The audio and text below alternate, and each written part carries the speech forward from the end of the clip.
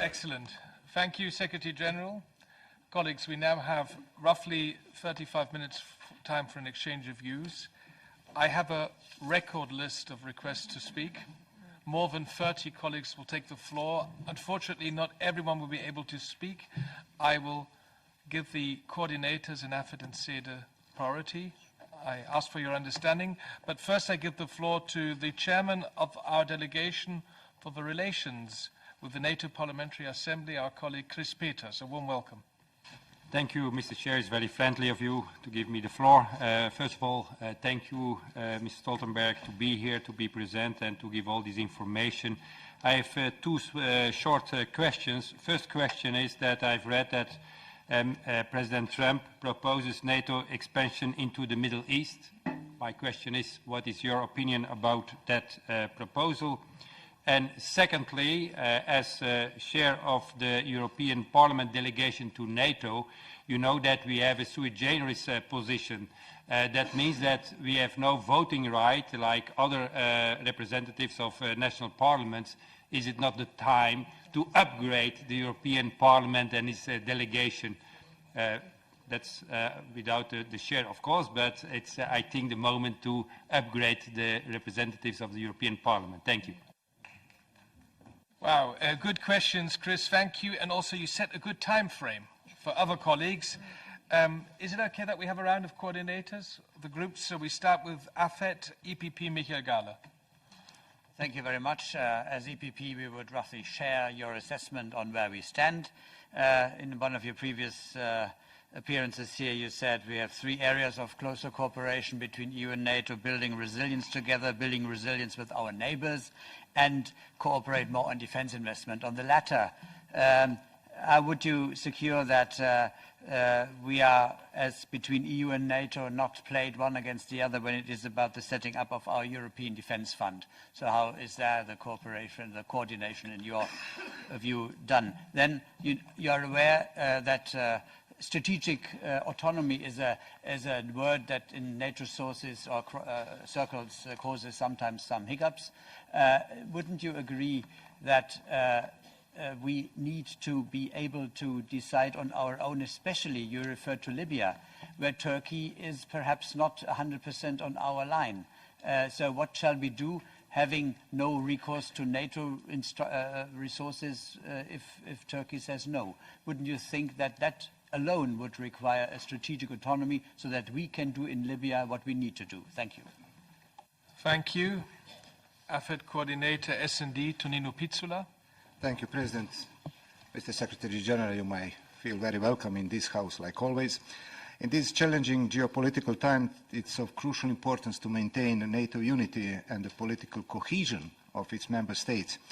Having in mind the recent EU reactions of Turkish actions in northern Syria, the Turkish drilling activities in the Eastern Mediterranean, as well as the overall increased Turkish autonomous activity in the region, which is not seen in line with the NATO political cohesion, how do you view the current state of play with a significant NATO member, Turkey?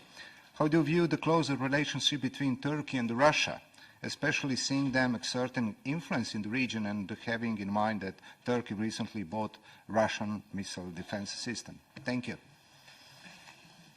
Thank you, Tonino. For the Renew Group, Mr. Kuchuk. Oh, Petra, sorry.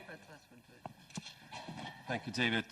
Thank you, General Secretary, on your statements, and I assure you that the Renew Europe is looking forward very much to work along many lines you have mentioned. We are very much in favor of further development of European Defence Union, and I will do whatever it takes to make sure and bring guarantee that 22 members we share between EU and NATO will stand together at any timing of further challenges we might face. General Secretary, I have a request to you to comment next week's very sad event which is coming on our agenda. It's UK's departure. United Kingdom is about to leave, and what is your take on it? What could be done, and what could be guaranteed in order to keep UK as a close partner of European Union, definitely as a full-fledged member of NATO? from my point of view, now we're facing a challenge, not just developing transatlantic relations, but trans-channel relations as well. I mean, it's coming up on agenda.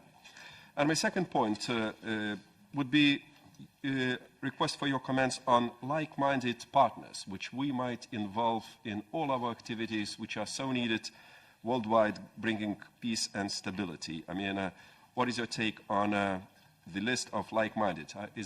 I hope it's long enough.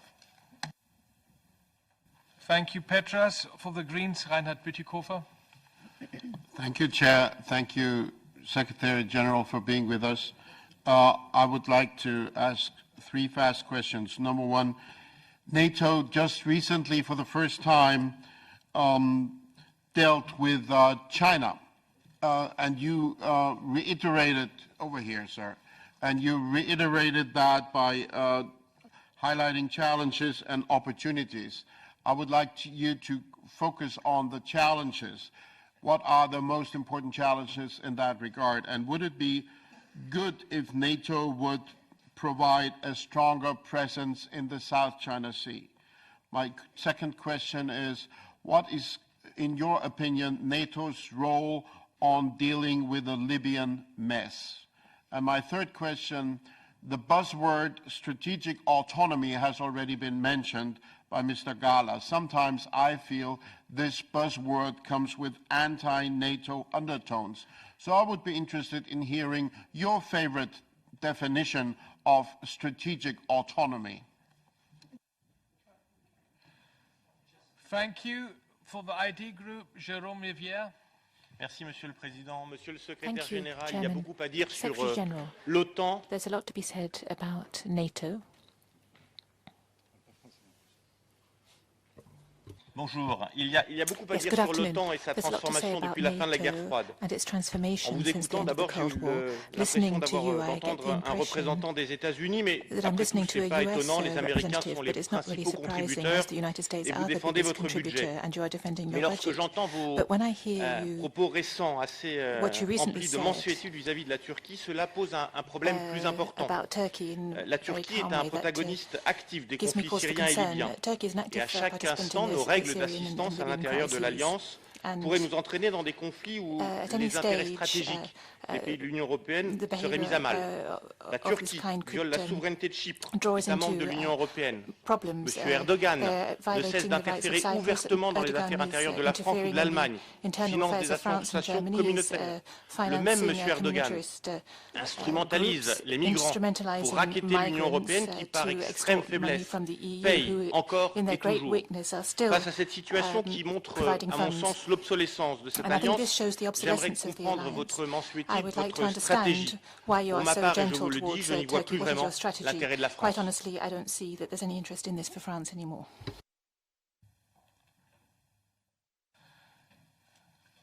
Thank you.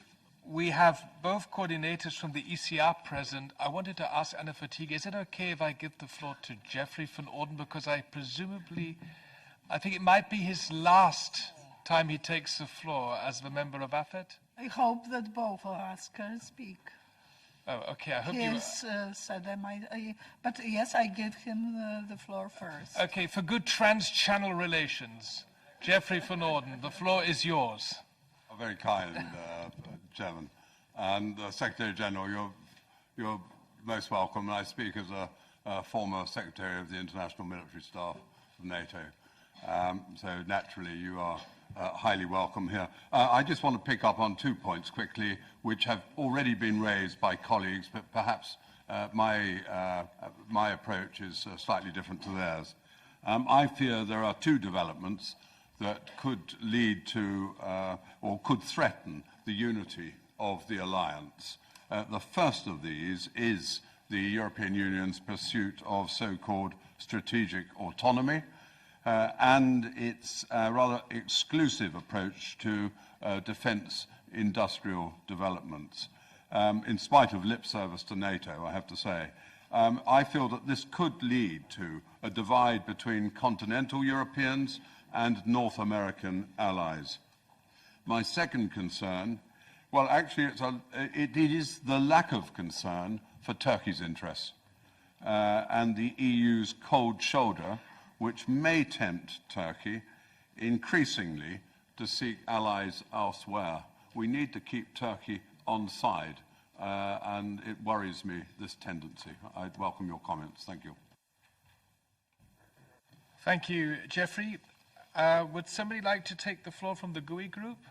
We have no request to speak. Yes, Ms. Demirel. Or one of you, please. Ladies first. Dankeschön, Herr Vorsitzender. Thank you Dankeschön, very Herr much, Chairman. Thank you, Stoltenberg. Secretary Sie haben General eben angemerkt, Stoltenberg. You have dass just die said Investitionen that steigen aller investments are growing, NATO-Mitgliedstaaten. Das that sei ja all eine positive NATO Entwicklung. members have to Das möchte invest ich an more dieser money Stelle als in Vorbemerkung defense, and that is a anzweifeln. positive, Das ist and you was said that was a positive Positives, dass development, immer but I mehr would Geld in cast Rüstung doubt investiert on wird. Aber it Sie haben being a positive konkret thing for Defender more money to go 2020 into angesprochen. armaments. Dazu habe ich mehrere Fragen. Insgesamt sollen ja 37.000 US-Soldaten verlegt werden über Deutschland, Polen, Baltikum.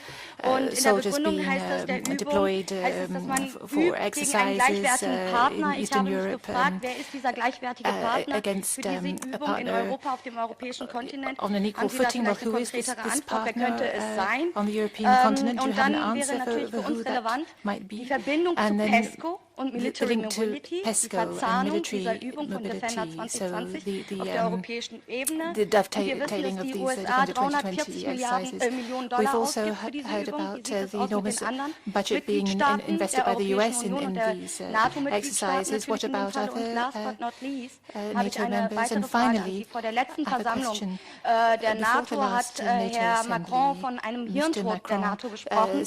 Wir wissen, dass die Widersprüche innerhalb der NATO-Mitgliedstaaten sich zuspitzen, Handelskriege etc., dass die Widersprüche innerhalb der großen Rüstungskonzerne sich zuspitzen, die EU auch eigenständig aufrüstet. Wie schätzen Sie überhaupt die Zukunft der NATO ein? Industry. So how do you view the future of NATO in this context? Kollegin. Secretary General, first round, I felt a bit like during the hearing of Mr. Borrell. I think he got less questions than you did. Feel free to answer as many as possible, starting with Chris Peters' question until Ms. Demirel's comments. Thank you so much. I really try to answer all the questions, at least address all the issues that was raised. First, Mr. Peters asked me about when the US or President Trump asked for more NATO in the Middle East, what does that mean? So first of all, that's exactly, I'm not able to tell you simply because we are now discussing what does that mean. So there is now a process inside NATO, but also with our partners and not least with partners in the region, with Iraq, Jordan and other partners in the region, about if NATO is going to do more, what more could we do? So I cannot give you conclusions, I can just describe the process which is going on. I believe there is a potential for NATO to do more, but as I stated, not mainly in combat. Also, the issue we are looking into is not whether we can launch new combat operations. The issue is whether we can do something that prevents us from being forced into new combat. Prevention is better than intervention. And if you look at Iraq, I just strongly believe that if we don't act now, we may be forced back in combat. Because back when, I was against the Iraq war in 2003. I was a Norwegian politician. We didn't support that at all. But to be honest, I think perhaps the West left a bit too early when we left, because then suddenly ISIS came back.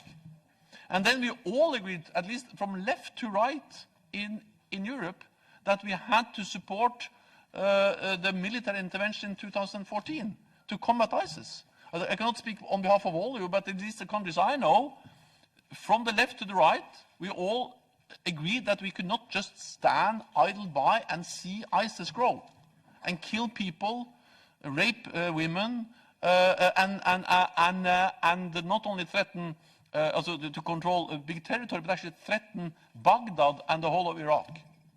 So therefore, it was a broad agreement, despite what we thought about the Iraq war in 2003. And again, I was against.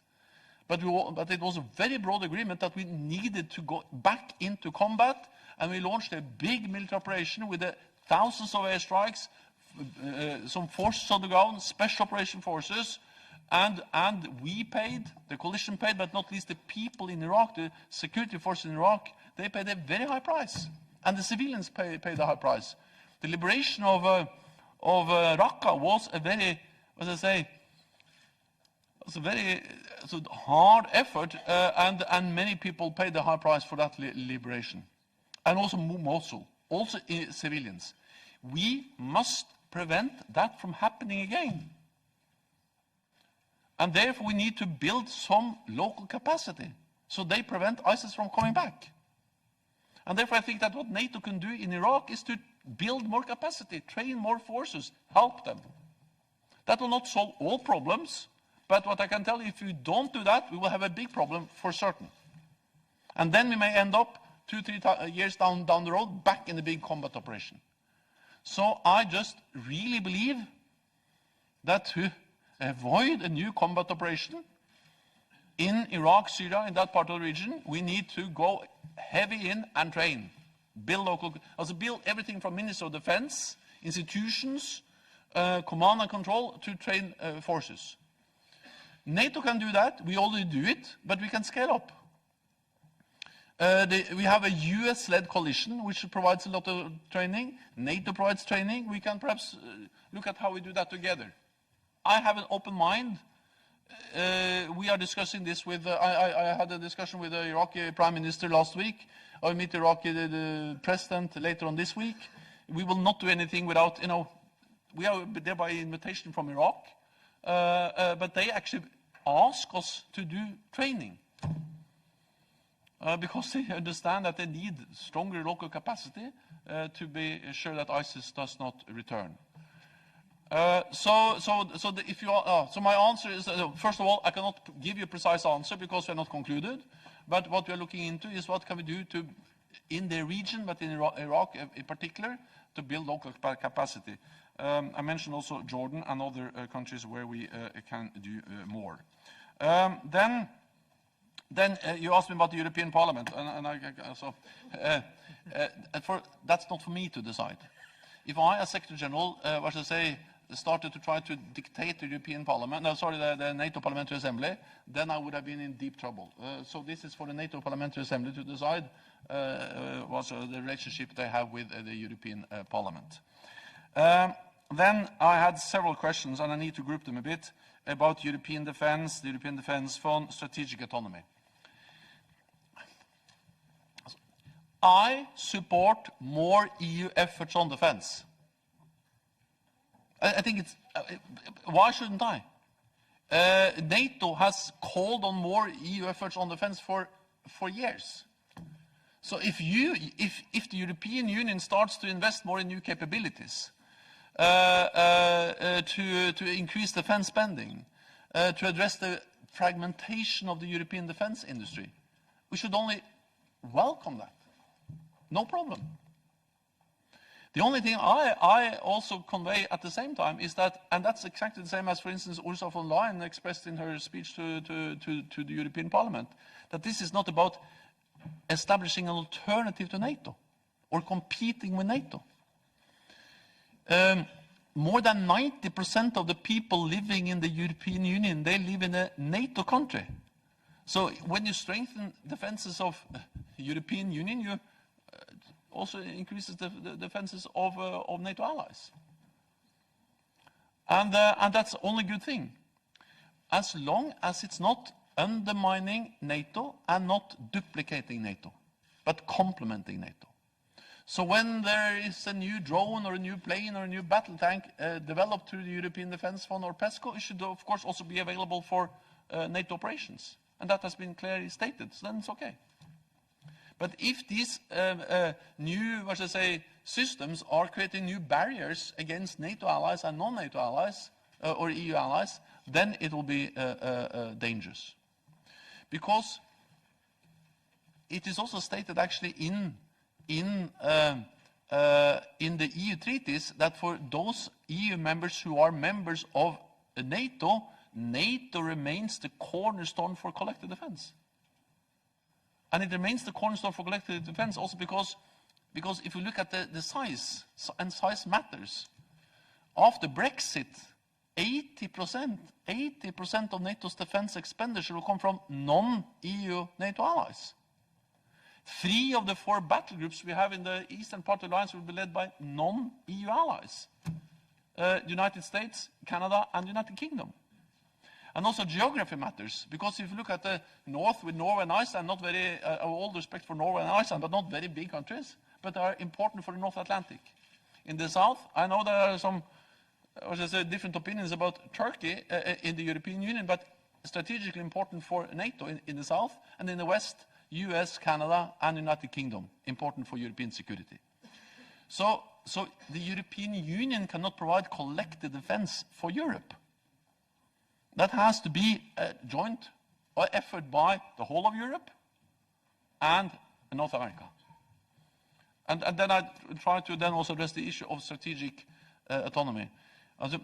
If you ask me about my favorite definition, so I think it's not for me to define that, but I will only say that it is a concept which is not absolutely clear.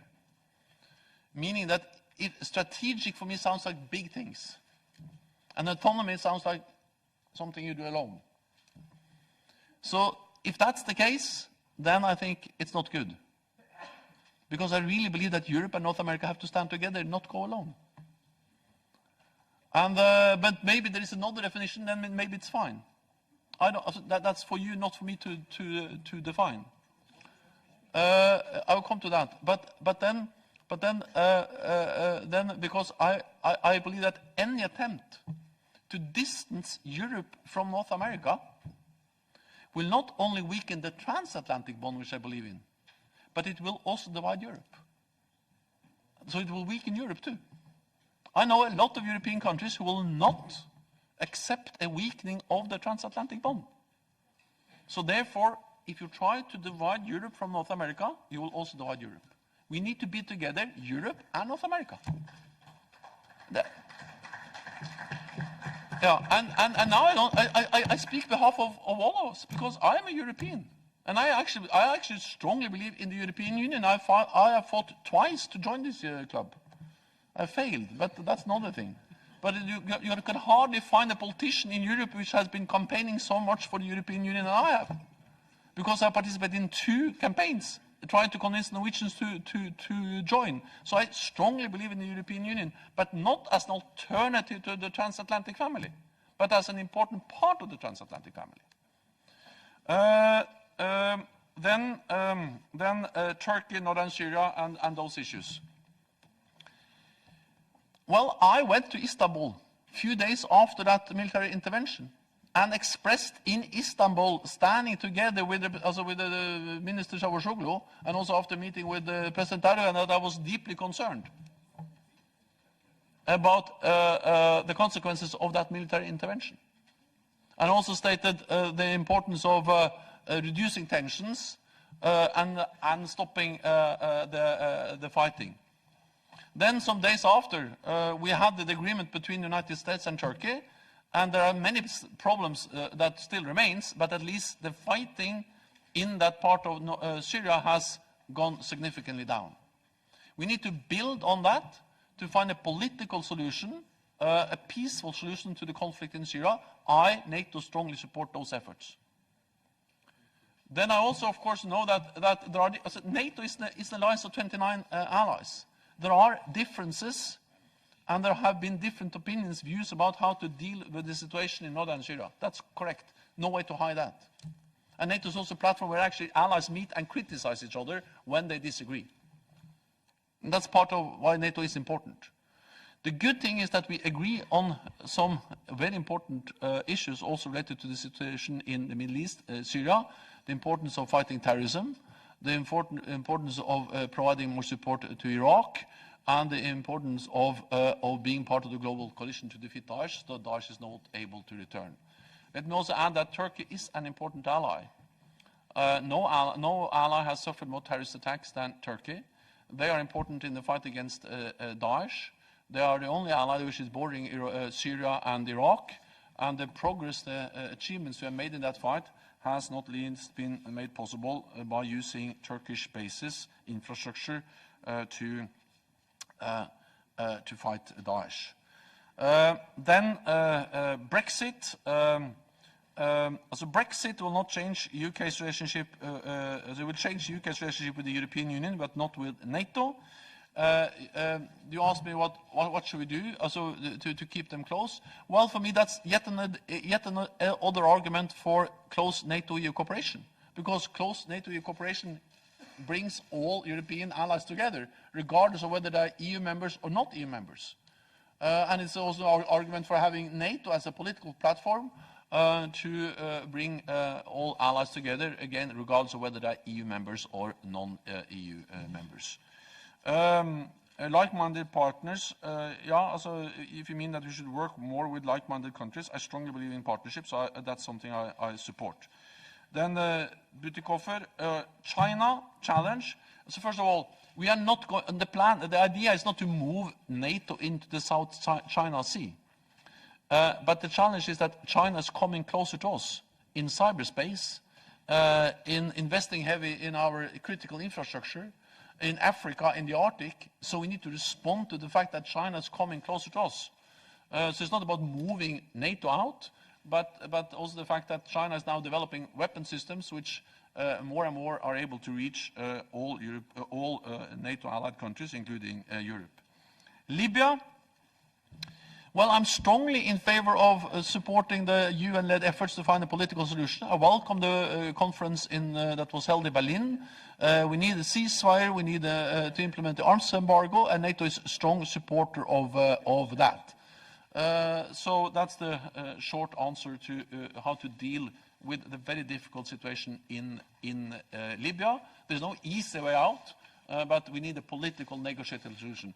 Let me also add that in one way, the Libya operation, for good or for bad, shows how NATO and EU can work together. I was Prime Minister in 2011 when the Libya operation was launched. It was launched totally without NATO. I was actually in Paris, and it was Norway, Denmark there. I remember I was together with the Danish Prime Minister, and we had Sarkozy and we had Cameron, and it was a European initiative to launch the military campaign against Libya. And I was part of that. So I'm not ashamed. I'm fully taking responsibility for that. But then after some time, we realized as Europeans that we were not able to conduct that operation against Libya without the support from NATO. And then the Europeans went to NATO and asked for help, and then NATO provided that help. So the Libya campaign was initiated as a European campaign, initiated without NATO. But after some days, we realized that we didn't have the capabilities, so we went and then we utilized the NATO command structure and so on to fully implement that campaign, and also, of course, the support from the United States. So whether you agree or disagree with the Libya campaign doesn't matter. It's not the point here. The point is that it shows that when needed, Europe and NATO, Europe and North America can work together as we did in the Libya campaign after initiative from Europe. Then strategic autonomy, I think I already responded to that. Turkey, I think I also responded to. Yeah, the Defender 2020. Yeah, okay. But the Defender 2020 is an exercise, and the exercise is important because it will show the ability of the United States to support and to protect Europe if needed. And then I would like to highlight that the reason why we have NATO and the reason why we have the US security guarantees as part of that, one for all for one, Article 5, is of course to preserve peace. The reason why we have NATO is not to fight the war, but it's to deter a war. The reason to have NATO is not to provoke a conflict, but to prevent the conflict. So that's the whole idea with NATO, is that we should never be forced to fight the war. We should be able to prevent the war by sending a clear message to any potential adversary that if one NATO ally is attacked, then the whole alliance will come to support. And by sending that message to any potential adversary, we are preventing a war. But to be able to do that in a credible way, we need to show that we are able to reinforce, to get US troops to Europe, because by doing that we also send an absolutely clear signal that there is no way a European ally can be attacked without having the support from the whole alliance. So NATO's main task is to preserve peace, and we have done that successfully in Europe for 70 years by having credible deterrence and defense. Van Orden also asked about strategic autonomy. Spending, that was the last, and brain dead. First of all, NATO is strong. NATO is adapting. NATO has just implemented the largest reinforcement and adaptation of our alliance since the end of the Cold War. So it shows that NATO is agile. It doesn't mean that we always agree, but it means that we are actually able to, despite differences, to take decisions and now implement the biggest adaptation of NATO since the end of the Cold War.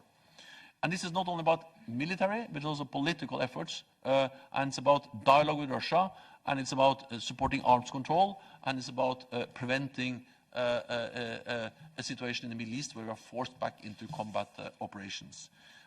Spending, well, I have to tell you that I understand that voters and parliamentarians are sometimes skeptical against spending more on defense.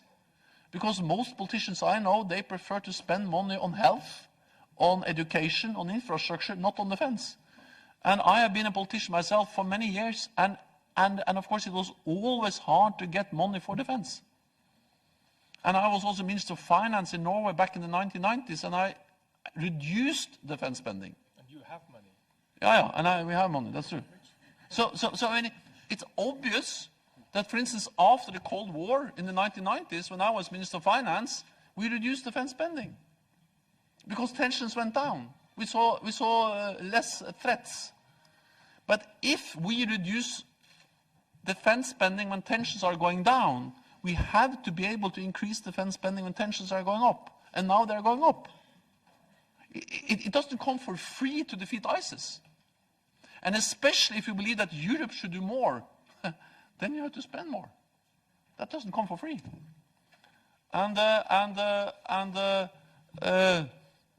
We see a more assertive Russia, violating the INF Treaty, deploying new nuclear-capable missiles in Europe. And therefore, we just have to make sure that there is no misunderstanding, no room for miscalculation, that NATO is not able to provide deterrence and defense to protect all NATO allies. As long as that is absolutely clear, there will be no war. If there's any uncertainty about that, there is a risk for conflict. So therefore, to maintain credible deterrence, to prevent war, I regret to say, but we need to invest more in defense. Okay, it's not short, but you have quite demanding questions. I would like to give the floor immediately to Nathalie Loiseau. En français, merci Monsieur le Président et merci Monsieur le Secrétaire Général. Je vais essayer moi aussi d'aller rapidement pour résumer et conclure cet échange de vues qui paraît aujourd'hui très opportun. Je retiens deux éléments qui me paraissent essentiels. Le premier, c'est la conviction que l'OTAN ne peut pas faire l'économie d'une réflexion stratégique en profondeur. We must have strategic thinking as we face the Russian threat in various forms.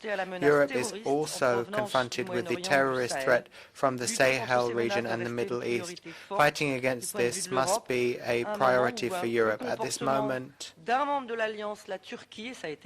of the members of the alliance, Turkey, is a challenge, as is the increase in tensions in the Middle East.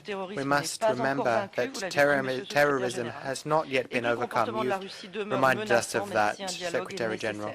And dialogue with Russia remains necessary. I'd also like to stress the need to step up European defense. It is a necessary point for the alliance and for NATO. NATO remains central for those who are a member of it. Europe perhaps doesn't do enough, and Europe is perhaps not listened to enough.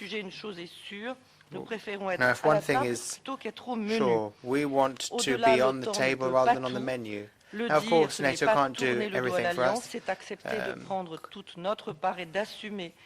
we will assume our responsibility when it comes to the defense of our continent.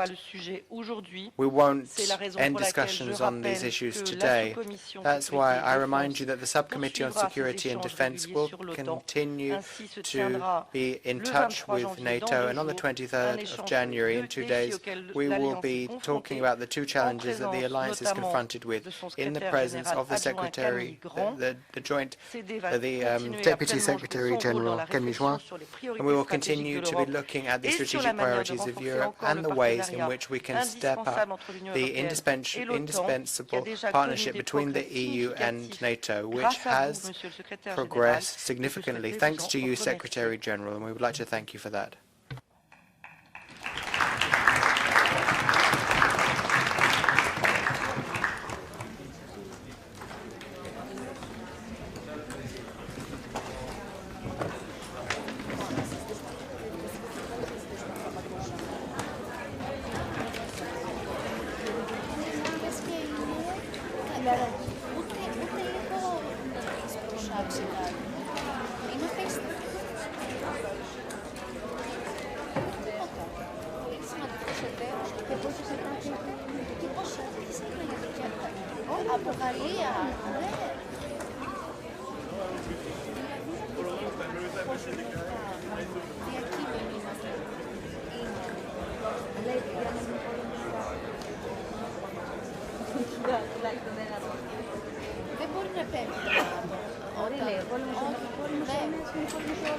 Ναι, από εξωτερική απειλή, όχι από δύο κράτη-μέλη μεταξύ τους. Ναι, το ξέρω γιατί είχε γίνει.